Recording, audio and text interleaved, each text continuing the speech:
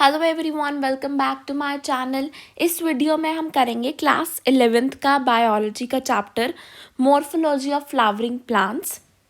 तो ये जो चैप्टर है ना, this is covered in 7 slides. हम हर वीडियो के अंदर we are going to cover 2 slides. जैसे आज की वीडियो में we are going to first 2, next 2, then next 2। Part 3 में हमारी 6 स्लाइड्स खत्म हो जाएंगी।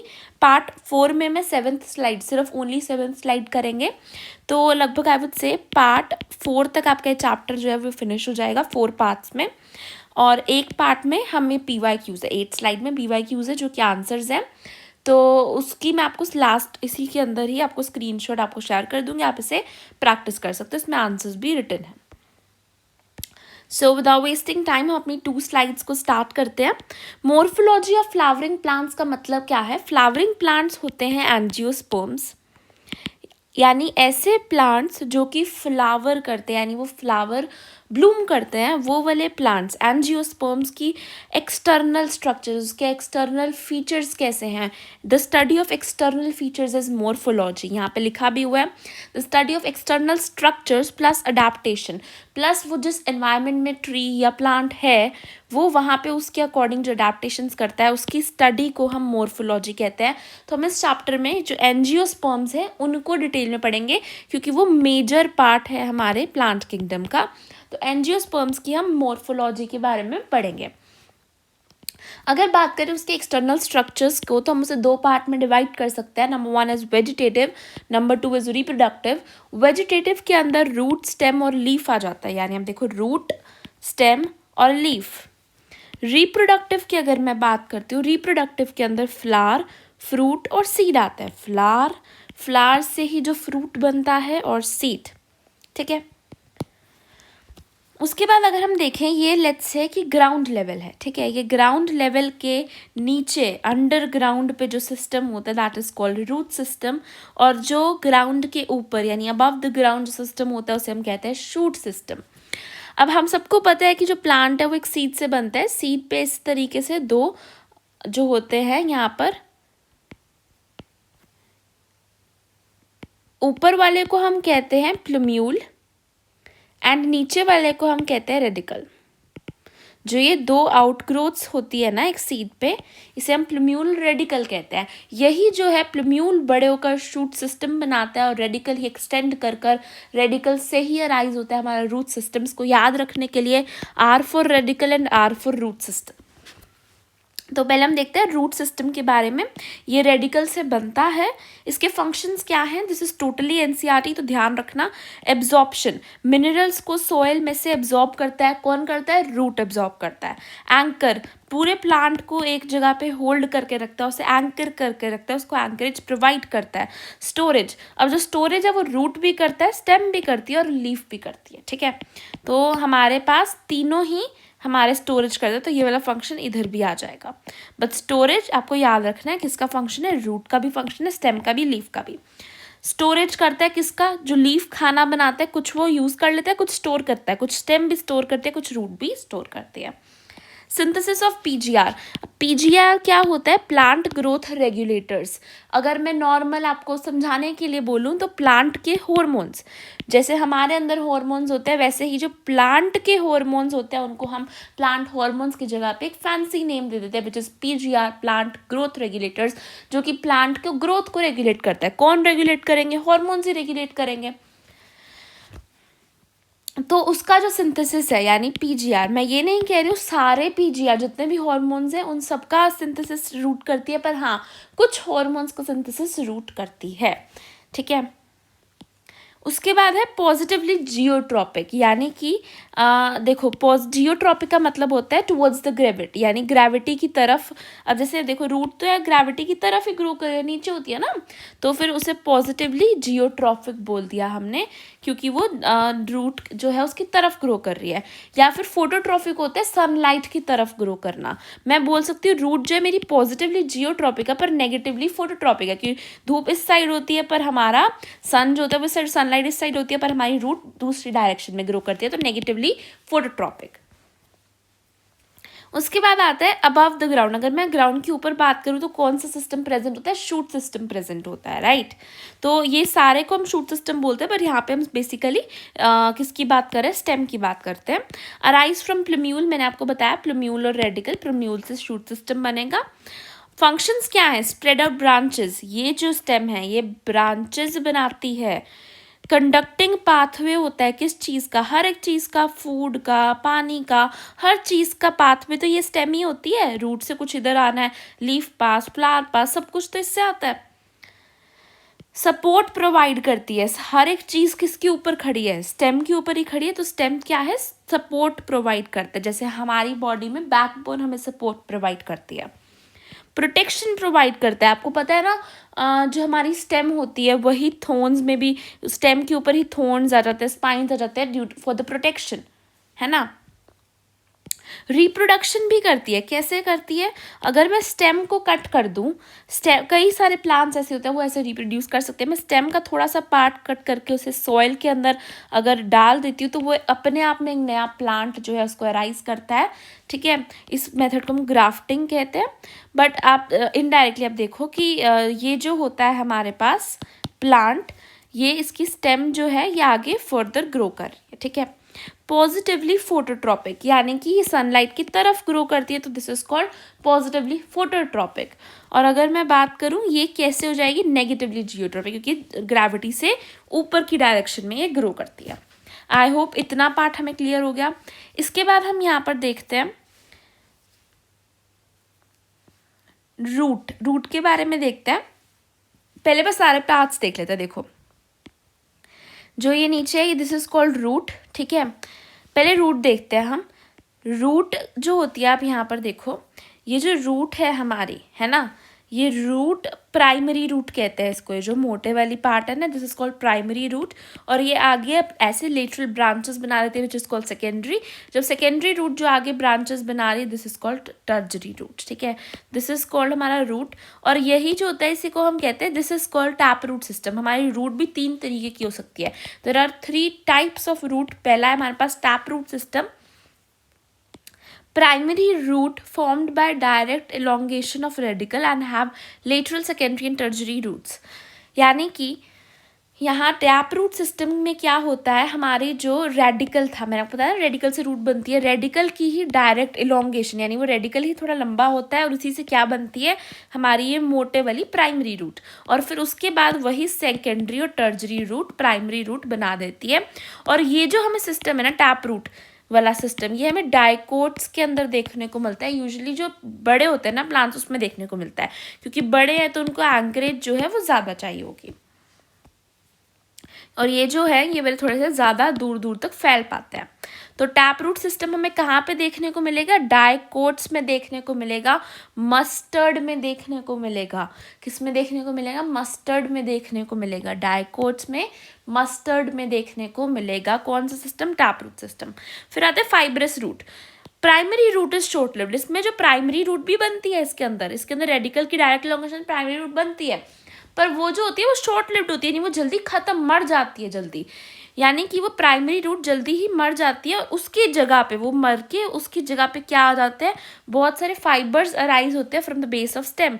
जैसे ये बेस है स्टेम का, यहाँ पे स्टेम है, इसके बेस से, रेडिकल से नहीं, इसके बेस से ही बहुत छोटे छोटे से फाइबर्स से आ जाता है जो कि उसको होल्ड करके रखते हैं। ये आपको यूजुअली बड़े प्लांट्स में नहीं दिखेगा, ये आपको कहाँ पे दिखेगा, मोनोकोट्स में दिखेगा, ठीक है।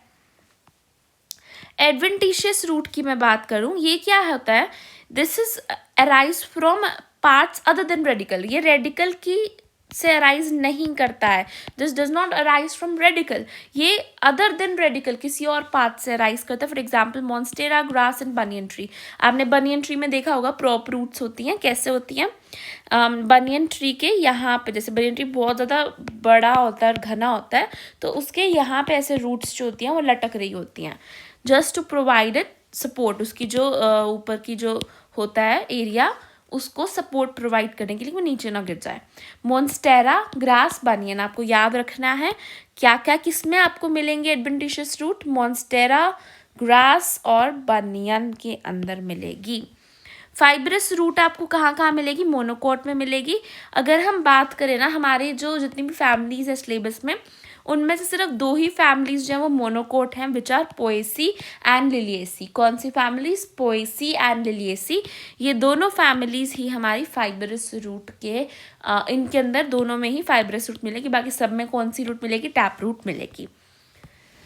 एडवेंटिशियस रूट की एग्जाम्पल जरूर याद रखना, मोन्स्टेरा, ग्रास एंड बनियन। क्या है, मोन्स्टेरा, ग्रास एंड बनियन। ठीक है, तो उसके बाद देखो नेक्स्ट आता है हमारा रूट हो गया अच्छे से। इसके बाद अगर मैं स्टेम की बात करूँ तो स्टेम के अंदर ना नोड्स प्रेजेंट होते हैं। नोड्स क्या होते हैं, नोड्स वो जगह है जहाँ से लीफ अराइज होता है। ठीक है, और 2 नोड्स के बीच के डिस्टेंस को हम इंटरनोड कहते हैं। जहाँ से लीफ अराइज हो रहा है उसे नोड कहेंगे। लीव्स बोर्न हेयर, इंटरनोड क्या है, distance between 2 close near nodes, 2 consecutive nodes. ठीक है, और हर एक नोड पे आपको एक एक्सिलरी बड भी मिलेगा। एक्सिलरी बड क्या होगा, जो लीफ की एक्सिस पे प्रेजेंट हो, इसलिए उसको हमने एक्सिलरी बड कहा है। ठीक है, ये जो एक्सिलरी बड है ना, ये क्या करता है, ये या तो ब्रांचेस बना लेता है, या तो ये ऐसे ब्रांचेस बना लेगा एक्सिलरी बड, या फिर यहाँ पे थोन्स बना सकता है, डिफरेंट चीज़ें बना सकता है। पर यूजुअली ये क्या करता है, आगे ब्रांचेस जो होती हैं वो इसी से ही बनती है। किससे बनती है, एक्सिलरी बड से मिलती है। सॉरी, किससे बनती है, एक्सिलरी बड। उसको एक्सिलरी बड क्यों बोला, क्योंकि वो लीफ की एक्सिस पे बोर्न होती हैं। Later make branches many in number, terminal apical bud is usually. देखो हमारे पास एक्सिलरी 2 तरीके के बड होते हैं, 2 तरीके के हमारे बड होते हैं। Number 1 is axillary, number 2 is apical bud, और उसको हम टर्मिनल बड भी कह देते हैं। तो एपिकल बड जो होता है हमारा, वो ऊपर टिप पे प्रेजेंट है। यहाँ पे देखो फ्लावर जो बना है ना, ये एपिकल बड से बना है। पर जो हमारा एक्सिलरी बड है वो हमारा इधर हर नोड पर प्रेजेंट होता है, लीफ की एक्सिस पे बोन होता है। तो हम देखेंगे कि जो हमारा एक्सिलरी बड होते हैं वो ऑब्वियसली क्योंकि नोड्स ज़्यादा हैं तो वो काफ़ी नंबर में ज़्यादा होते हैं, जबकि जो टर्मिनल एपिकल बड है वो यूजुअली सिंगल ही होता है। नेक्स्ट आता है लीफ के बारे में। अगर मैं बात करती हूँ तो लीफ क्या होता है, लीफ जो होता है ना ये लेटरल होता है, लेटरली बोर्न हो रहा है ना स्टेम के, देखो साइड्स पे बोर्न हो रहा है, दिस इज लेटरल। फ्लैट होता है लीफ और ग्रीन कलर का होता है। एक्रोपिटल, एक्रोपिटल क्या होता है, पहली बात तो originate from Sam, shoot apical meristem, यानी कि शूट एपिकल मेरिस्टम से अराइज होता है, विच is called Sam. Shoot apical meristem, यानी कि दिस इज योर शूट, इसकी एपिकल से, शूट एपिकल मेरिस्टम से हमारी लीव्स जो है वो राइज हो रही है। कैसे, देखो हमें पता है ना कि हमारे टिप पे जो होते हैं मेरिस्टम टिश्यू होते हैं, मेरिस्टमैटिक टिश्यू प्रेजेंट होता है। तो जब हमारा ये ऐसे ग्रो कर रहा था तो यहाँ पे हमारी शूट एपिकल, शूट की एपिकल यानी शूट के ऊपर जब ये इतना ही ग्रो हुआ था तब उसका एपिकल यही था ना, तब यहाँ से ऐसे लीफ राइज हुआ। ठीक है, फिर ये और आगे बढ़ा, फिर एपिकल यही था इसका, फिर यहाँ से एक और लीफ राइज हुआ, फिर ऐसे ग्रो किया, यहाँ से एक और लीफ राइज हुआ। इस तरीके से जो ये है ओरिजिनेट फ्रॉम, कैसे ओरिजिनेट हो रहा है, सैम से ओरिजिनेट होते हैं। लीफ कहाँ से ओरिजिनेट हो रही है, जो भी चीज़ें शूट के ऊपर प्रेजेंट है, जो भी चीज़ें स्टेम के ऊपर प्रेजेंट है वो सब सैम से अराइज हो रही हैं। जो भी चीज़ें रूट के ऊपर प्रेजेंट है वो सब रैम से अराइज हो रही हैं। जो भी चीज़ें हमारी शूट पे प्रेजेंट है वो शूट एपिकल मेरिस्टम से अराइज हो रही हैं। जो भी चीज़ें हमारी रूट पे प्रेजेंट है वो सब रूट एपिकल मेरिस्टम से अराइज होती है। Please remember that. फिर हम बात करते हैं एक्रोपिटल क्या होता है। एक्रोपिटल होता है यानी यंगर, एक्रोपिटल एक ऐसा अरेंजमेंट होता है जिसमें younger leaves at the top होती हैं। यानी कि आप खुद देखो यहाँ पे यंगर लीव्स ही होंगी ना टॉप पर, जो ऊपर वाला पार्ट होएगा उस पर यंगर लीव्स होंगी, क्योंकि ऐसे ऐसे ग्रो किया ना, यहाँ पे एक लीफ बनी फिर ऊपर गया ये वाली लीफ, अब ये वाली लीफ इतने ज़्यादा ग्रो हो चुकी होगी तो ये ओल्डर लीफ है, ओल्डर लीफ ज़्यादा बड़ी होगी और वो नीचे प्रेजेंट होंगी, यंगर लीव्स ऊपर होंगी। तो एक ऐसा अरेंजमेंट जहाँ पे आपकी यंगर लीव्स ऊपर होती है उसे हम एक्रोपिटल कहते हैं। बेसिपिटल ऐसे अरेंजमेंट होते हैं जहाँ पे ओल्डर पार्ट्स, जो ओल्डर पार्ट होता है वो ऊपर प्रेजेंट हो, ओल्डर पार्ट ऊपर प्रेजेंट हो। और जैसे मान लो आई वुड से कि एक हमारे पास इस तरीके से ये था, ठीक है, ये ग्राउंड था हमारे पास, यहाँ पर क्या हुआ ना, ये थोड़ा सा ग्रो हुआ, यहाँ पे ना एक फ्लावर बन गया। ठीक है, अब ये जब ग्रो हुआ और ग्रो हुआ और ग्रो हुआ, वो फ्लावर तो इसके ऊपर रहेगा, बड़ा हो गया होगा फ्लावर, इसने जब यहाँ पे गया तो इसने एक छोटा सा फ्लावर बना दिया। ऐसे फिर ये बड़ा हुआ तो इसने ऊपर वो फ्लावर आ गया, यहाँ पे इसने बना रखा था ना एक, ये और ऊपर आ गया इसके साथ, और नीचे स्नेक और दे दिया, मतलब इस अरेंजमेंट के अंदर आपका ऊपर जो होगा वो ओल्डर फ्लावर होएगा, ठीक है। तो ये हमारी बेसिपेटल अरेंजमेंट हो जाती है। फिर स्टेम की बात करें, स्टेम जो होती है अर्ली स्टेज पे ग्रीन होती है पर बाद में वुडी हो जाती है। आपने ये अपनी आसपास सराउंडिंग्स में ऑब्जर्व भी किया होगा कि अर्लियर जो हमारी स्टेम होती है वो ग्रीन होती है पर बाद में जाके ये वुडी हो जाती है फॉर मेनी प्लांट्स। फिर फ्लावर हमारा रिप्रोडक्टिव यूनिट होता है हमारे प्लांट्स में, एंजियोस्पर्म्स में, ठीक है। तो आई फील हमारा ये वाला जो पूरा स्लाइड है ये पूरी ओवर हो चुकी है and let's move to the next slide. Next slide में आपको लर्निंग वर्क थोड़ा ज़्यादा है। सबसे पहले तो हम देखते हैं रीजन्स ऑफ रूट, यानी रूट के रीजन्स देखते हैं हम, रीजन्स ऑफ रूट, ठीक है। तो अगर मैं बात करूं, ये हमारी प्राइमरी रूट है या एक तरीके से कह लो ये हमारी रूट है, ठीक है। तो रूट का ये वाला जो येलो से इंडिकेट करा है, this is called as region of meristematic activity. यही वाला पार्ट जो है आगे इलोंगेट करता है, ये वाला पार्ट ही आगे जो है आपका ग्रो करता जा रहा है, आगे आगे सॉइल में अंदर जाता जा रहा है। और जैसे जैसे देखो ये इतना ही रहता है, ये आगे आगे ग्रो करेगा और इसके जो सेल्स होंगे ना वो ऊपर पहुंच जाएंगे, नए सेल्स बनेंगे। देखो यहाँ पर ना नए सेल्स बनेंगे, न्यू सेल्स बनेंगे और वो न्यू सेल्स आगे जाएंगे और जो पुराने सेल्स हैं वो इस पिंक वाले जोन में आ जाएंगे, फिर न्यू सेल्स बनेंगे, फिर वो पिंक में आते जाएंगे, ऐसे ऐसे करके ग्रो करता है। This is called as region of meristematic activity, यानी मेरिस्टेमेटिक यानी ग्रोथ हो रही है। This is called region of elongation. आप सोचो जब ये ग्रो कर रहा है तो ऊपर ऊपर भेजता जा रहा है ना सेल्स डिवाइड करके, तो यही वाला रीजन जो है, यही वाला रीजन इलोंगेट करता है। उसके बाद यहाँ पे ये रीजन इलोंगेट तो करता है बट कुछ टाइम बाद जैसे जो ऊपर ऊपर सेल्स है वो बहुत ज़्यादा मैच्योर हो जाता है तो उनको ऊपर वाले रीजन में जाता है। इस वाले रीजन को हम कहते हैं रीजन ऑफ मैच्योरेशन। यहाँ पे जो सेल्स प्रेजेंट है सब मैच्योर सेल्स होते हैं, ठीक है। और इनके ऊपर ये जो रीजन ऑफ मैच्योरेशन है इनके ऊपर रूट हेयर्स आ जाते हैं, ठीक है। जब हम मैच्योर होते हैं हमारी बॉडी पे भी हेयर आ जाता है ना, उसी तरीके से रीजन ऑफ मैच्योरेशन, जब रूट के जो सेल्स है जब वो मैच्योर हो रहे हैं, जब वो मैच्योर जोन में जा रहे हैं तो उनके ऊपर भी क्या आ गए हैं, रूट हेयर आ गए हैं। रूट हेयर ये क्या करते हैं, they increase the surface area. एक तरीके से सरफेस एरिया ही तो इंक्रीज कर रहे हैं ऑफ रूट फॉर वाटर। उसका काम क्या है रूट का, वाटर और मिनरल को अब्जॉर्ब करना, तो उसको वो जल्दी इजीली अब्जॉर्ब कर पाएंगे जब उनका सरफेस एरिया बढ़ जाएगा। Is that clear? ये तीनों जोन्स हमें क्लियर हो गई हैं। इसके अलावा यहाँ पर क्या लिखा हुआ है देखो, distal part two proximal part, यानी अगर हम बेस ऑफ ग्राउंड के बेस से मैं बात कर रही हूँ तो ये वाला जो पार्ट है सबसे डिस्टल, सबसे दूर हुआ। ये वाला जो पार्ट है सबसे प्रॉक्सिमल हुआ, सबसे पास हुआ। डिस्टल कैसे याद रखें, D for distal, D for दूर, proximal, P for proximal, P for पास। तो बात करें ये जो है डिस्टल पार्ट से लेके प्रॉक्सिमल पार्ट है, तो डिस्टल पार्ट कौन सा होता है आपका, मेरिस्टेम होता है। उससे ज़्यादा प्रॉक्सिमल क्या हुआ, एलोंगेशन वाला रीजन, उससे ज़्यादा प्रॉक्सिमल मैच्योरेशन वाला रीजन, ठीक है। तो देखो रीजन ऑफ मैच्योरेशन की अगर हम बात करते हैं, पहले तो region of elongation, region of meristematic activity समझ आ गया ना। आपको पता है हमारी जो मेरिस्टेमेटिक एक्टिविटी यानी जो रीजन ऑफ मेरिस्टेमेटिक एक्टिविटी होता है इसको प्रोटेक्ट करने के लिए ग्रीन कलर का स्ट्रक्चर प्रेजेंट होता है, जो this is called root cap. असल में ग्रीन नहीं होता है, this is just for the diagrammatic representation. ये से क्या कहते हैं हम, रूट कैप कहते हैं। ये थिम्बल लाइक होता है, थिम्बल पता है क्या होता है, इस तरीके की छन्नी होती है, उस तरीके उसे हम थिम्बल कहते हैं। थिम्बल लाइक होता है हमारा root cap. Protect cells of meristematic zone, यानी मेरिस्टेमेटिक जोन के सेल्स को ये प्रोटेक्ट कर रहा है, क्योंकि देखो उसको ऊपर कवर कर रहा है ना, उसको प्रोटेक्ट कर रहा है।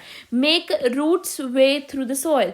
अब रूट का जो रास्ता है, यहाँ पे सॉइल प्रेजेंट है ना, तो अंदर इस सॉइल के अंदर रास्ता कौन बना रहा है रूट के लिए, ऑयल को ऐसे पुश करके रूट के लिए रास्ता कौन बना रहा है, उसे कौन बना रहा है, रूट कैप बना रहा है, ठीक है। और ये हमारा बहुत इंपॉर्टेंट जोन है क्योंकि यही सेल्स डिवीजन कर रहा है, यही वाले सेल्स डिवाइड कर रहे हैं, तो इनकी प्रोटेक्शन के लिए रूट कैप जरूरी है। फिर बात करते हैं रीजन ऑफ एलोंगेशन की। यहाँ पे जो सेल्स हैं वो एलोंगेट हो रहे हैं। देखो हमने बोला ना ये वाला एरिया जो है ये एलोंगेट करेगा, तो यहाँ के सेल्स भी एलोंगेट हो रहे हैं। एक तरीके से सेल्स की मात्रा बढ़ रही है, सेल्स का नंबर बढ़ रहा है, क्योंकि जो हमारे डिवाइड कर करके मेरिस्टेमेटिक जो है वो ऊपर ऊपर भेजी जा रहा है। तो हम क्योंकि पता है क्या है, जो डिवीजन का रेट होता है ना उतना रेट मैच्योरेशन का नहीं होता। Maturation, the rate of maturation is always lesser than the rate of division. है ना।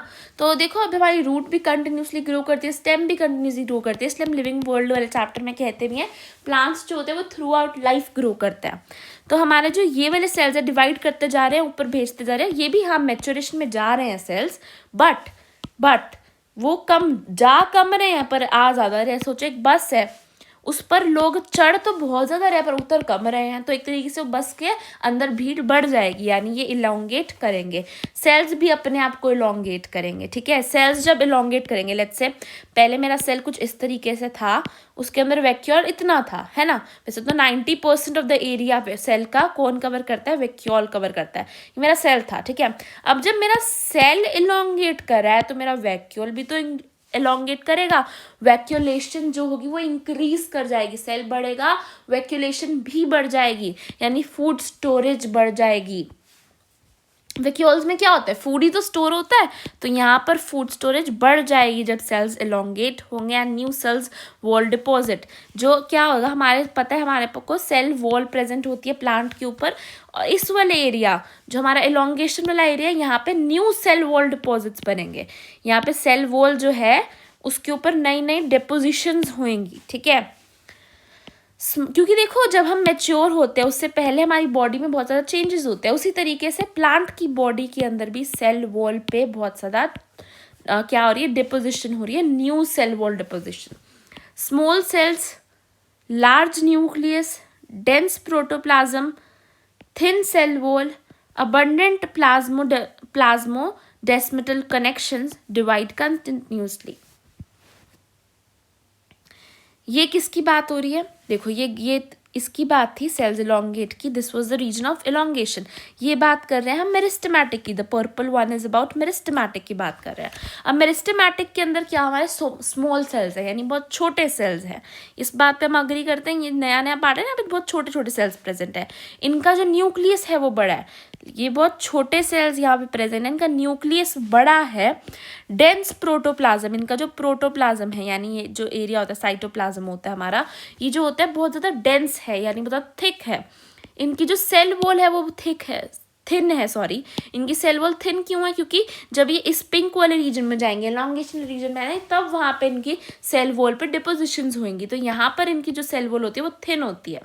अब क्योंकि थिन है तो उनकी प्रोडक्शन कम होती होगी, इसलिए यहाँ पे रूट कैप भी प्रेजेंट होता है। अबंडेंट, ये बहुत ज़्यादा अबंडेंट है, छोटे छोटे सेल्स है क्योंकि कंटिन्यूसली डिवाइड कर रहे हैं ना, तो ये बहुत ज़्यादा अबंडेंट है।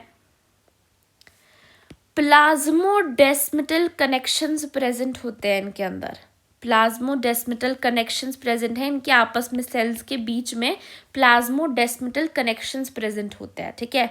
यानी देखो जैसे ये दो सेल्स हैं, इनके जो प्लाज्मा है इनके बीच में ही कनेक्शन इस तरीके से प्रेजेंट होते हैं, ठीक है।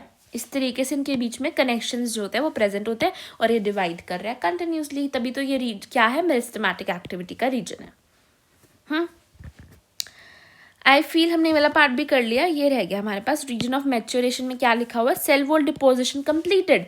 अब यहाँ पे आपकी डिपोजिशन हो रही थी, जब हम मैच्योर जो हो जाएंगे तो हमारी कंप्लीट हो जाएंगे सेल वॉल डिपोजिशन, ठीक है। आयन सेल वॉल डिपोजिशन कंप्लीटेड और प्रोटोप्लाज्मिक मॉडिफिकेशन ऑल्सो डन। जो हमारे प्रोटोप्लाज्म यानी कि साइटोप्लाज्म पहले यहाँ पर हमारा जो था यहाँ पर थिक था, है ना, यहाँ पर चेंज हुआ होगा, ज़्यादा थिक नहीं रखते होते ना, नॉर्मल रखते होते हैं, तो यहाँ पे चेंज हुआ होगा, तो यहाँ पे आपकी प्रोटोप्लाज्मिक मॉडिफिकेशन भी कंप्लीट हो गई। कौन से वाले रीजन में, रीजन ऑफ मैच्योरेशन। यहाँ पे क्या हो रहा है, आपकी सब कुछ चीज़ें कंप्लीट हो रही हैं, आपकी सेल वॉल की डिपोजिशन कंप्लीट हो गई, प्रोटोप्लाज्मिक में जितनी भी मॉडिफिकेशन करनी थी वो भी कंप्लीट हो गई, वो भी डन हो गई, ठीक है। तो ये वाला पार्ट आई होप आपको क्लियर हो गया होगा। इसके बाद ना हमें कुछ लर्न करनी है चीज़ों को। देखो ये रूट की मॉडिफिकेशंस हैं, ये स्टेम की मॉडिफिकेशंस हैं, ये लीफ की मॉडिफिकेशंस हैं, इनको हमें याद करना है, बहुत अच्छे से याद करना है। वैसे ये नीट में डिलीटेड है, बट इसमें इसके नीट में डिलीट होने के बावजूद इससे क्वेश्चंस पूछे जाते हैं, तो हमें इसे याद करना। देखो यहाँ पे ग्रीन से जो हाईलाइटेड सबसे क्वेश्चन आ रखा है, सब PYQs है, तो आप देख सकते हो कितना ही इंपॉर्टेंट है ये। तो if you are preparing for NEET तो फिर आप इसको याद करेंगे। अगर आप CBSE के एग्ज़ाम्स की प्रिपरेशन करें, अपने स्कूल एग्ज़ाम्स की, तो आप इसे लीव कर सकते हैं, ठीक है, एट योर ओन रिस्क। तो देखो रूट मॉडिफिकेशन की पहले हम बात करते हैं। रूट मॉडिफिकेशंस, इसमें मैं कुछ नहीं कर सकती हूँ, आपको इसे खुद ही याद करना होगा। तो I can not do anything, मैं बस इसको एक बार पढ़ देती हूँ, आप इसको खुद से ही याद करोगे, ठीक है। Root modification, tap root for food storage, यानी कि ऐसी टैप रूट जिसने अपने आप को मॉडिफाई, टैप रूट कौन सी थी, जो प्राइमरी थी, फिर सेकेंडरी बोर्न हो रही थी, उस पर टर्जरी रूट्स बोर्न हो रही थी, है ना। तो टैप रूट, ऐसी टैप रूट जिसने अपने आप को फूड स्टोरेज के, जिसने अपने आप को मॉडिफाई कर लिया। देखो फूड स्टोरेज उसका काम था रूट का, पर जो ऐसी टैप रूट जो सिर्फ फूड स्टोरेज कर रही है, उस टैप रूट, ऐसी टैप रूट आपको कहाँ पे देखने को मिलेगी, कैरेट और टर्निप में देखने को मिलेगी। Adventitious root for food storage, sweet potato में देखने को मिलेगी, एस्पैरागस में मिलेगी। प्रोप रूट्स फॉर सपोर्ट, मैंने आपको बताया था ना बनियन ट्री के अंदर, क्योंकि वो बहुत ज़्यादा डेंस होता है उसका ऊपर वाला पार्ट, तो हम उसके अंदर प्रोप रूट्स देखते हैं, which is in present in banyan tree. Stilt root for support arise from lower nodes, maize और शुगर केन, आपने देखा होगा शुगर केन जो होता है आपके पास, वो जब ज़मीन पर अटैच्ड होता है ना, उसके बाद स्टिल्ट रूट्स प्रेजेंट होती है, इस तरीके से यहाँ पे ना रूट्स प्रेजेंट होती हैं, इसके ऊपर रूट्स प्रेजेंट होती है, सिर्फ पूरी सारी दिशाओं में स्टिल्ट रूट होती है, जो कि उसकी लोअर नोड्स, जैसे देखो ये जो मैंने बताया था इसकी लोअर नोड्स थी ना, ये वाला पार्ट इसकी लोअर नोड है, यहाँ से आपकी स्टिल्ट रूट जो है वो अराइज करती है। वो क्या किस लिए अराइज करती है, क्योंकि शुगर के लंबे होते हैं, उनको सपोर्ट प्रोवाइड करने के लिए, और इसको क्या कहते हैं, स्टिल्ट रूट ही कहते हैं। मेज और शुगर केन में आपको देखने को मिलेगा। न्यूमेटोफोर्स फॉर रेस्पिरेशन, अच्छा स्वम्पी एरियाज के अंदर रेस्पिरेशन करना ना थोड़ा सा मुश्किल हो जाता है, इसलिए न्यूमेटोफोर्स रेस्पिरेशन के लिए रूट मॉडिफाई हो जाती है। न्यूमेटोफोर ये ज़मीन के ऊपर उगने लग जाती है, ज़मीन के अंदर नहीं, ज़मीन के ऊपर उगने लग जाती है, ऐसी रूट मॉडिफिकेशन जो कि रेस्पिरेशन के लिए हो रही है, ये आपको राइजोफोरा में देखने को मिलेगी, जो कि स्वम्पी एरियाज में ग्रो करता है। उसके बाद आता है स्टेम मॉडिफिकेशन। स्टेम में मॉडिफिकेशन, फूड स्टोरेज इन अंडरग्राउंड स्टेम, ऐसी अंडरग्राउंड स्टेम जो कि फूड स्टोरेज कर रही है, ठीक है, वो आपको कहाँ पे देखने को मिलेगी, जमीन कंद, कोलोकेशिया, पोटैटो, टर्मरिक, जिंजर। जमीन कंद देखो, अंडरग्राउंड स्टेम, अंडरग्राउंड से आपके जमीन कंद आ जाना चाहिए दिमाग में, कोलोकेशिया, पोटैटो, टर्मरिक, जिंजर, यानी कि देखो ऐसी स्टेम जो कि ज़मीन के अंदर जा रही है, पहले तो अंडरग्राउंड है स्टेम, उसके तो फूड स्टोरेज भी कर रही है। तो कौन कौन से एग्जांपल होगी, पोटैटो, देखो सारे एक कलर के होते हैं, पोटैटो भी एक कलर का, जिंजर भी, कोलोकेशिया भी, ज़मीन कंद भी, ठीक है, टर्मरिक भी ऐसा कलर का होता है, सब एक कलर के होते हैं लाइट ब्राउन से। याद करो, पोटैटो, जिंजर, टर्मरिक, कोलोकेशिया और ज़मीन कंद, है ना। उसके बाद है organ of perennation. Organ of perennation के अंदर जब स्टेम मॉडिफाई हो जाती है तो हम क्या कहते हैं, ऑक्जेलिस में देखते हैं ये ओ ऑक्जेलिस में organ of perennation. Tendrils, grape vine gourd, देखो 2G, टेंड्रिल्स बन जाते हैं जब ऐसे ऐसे स्ट्रक्चर्स बन जाते हैं ना स्टेम के ऊपर, जब स्टेम मॉडिफाई होकर ऐसे ऐसे स्ट्रक्चर्स बना लेती है, तो आपको कहाँ पे दिखता है, ग्रेप वाइन में दिखता है। और गोड्स में पता है क्या होता है, लौकी, टिंडे, आप सबकी फेवरेट सब्जियाँ, ग्रेप वाइन और गोड्स। फिर है थोन्स की अगर मैं बात करूं तो थोन्स क्या होता है, ऐसे कांटे होते हैं, जब स्टेम कांटों में मॉडिफाई हो जाती है उसे हम कहते हैं बोंजिवेला और सिट्रस, इसके अंदर आपके कांटों में मॉडिफाई हो जाती है स्टेम। जो थोन्स और स्पाइंस में क्या फर्क होता है, थोन्स थोड़े से मोटे कांटे होते हैं, स्पाइंस थोड़े से पतले कांटे होते हैं, ठीक है। उसके बाद आते हैं photosynthetic flat stem, fleshy cylindrical stem, जो ऐसी स्टेम जो कि फोटोसिंथेसिस करने लग जाए, जहाँ पे लीव्स की जगह पे स्टेम फोटोसिंथेसिस कर रही है, फोटोसिंथेटिक फ्लैट स्टेम। अगर हमारी स्टेम वो फ्लैट है तो आपको ओपनशिया में देखने को मिलेगा, अगर वो फ्लैशी और सिलेंड्रिकल है तो आपको वो यूफोर्बिया में देखने को मिलेगा। अगर वो स्टेम जो है हमारी फ्लैशी और सिलेंड्रिकल है ना, तो वो आपको यूफोर्बिया में देखने को मिलेगा। अगर वो फ्लैट स्टेम है, ठीक है, बिल्कुल फ्लैट है, तो अब आपको ओपनशिया में देखने को मिलेगा। फ्लैट ओपनशिया में, फ्लैशी सिलेंड्रिकल यूफोर्बिया में। रनर ग्रास स्ट्रॉबेरी में देखने को मिलेगा, रनर ग्रास पे हम भागते हैं, है ना, रनर ग्रास स्ट्रॉबेरी में। स्टोलन मिंट जैस्मीन में, ठीक है, मिंट और जैस्मिन को स्टोल कर लिया। ऑफसेट आइकॉर्निया पिस्टिया में आपको देखने को मिलेगा। ऑफसेट आपको कहाँ पे देखने को मिलेगा, आइकॉर्निया पिस्टिया के अंदर देखने को मिलेगा।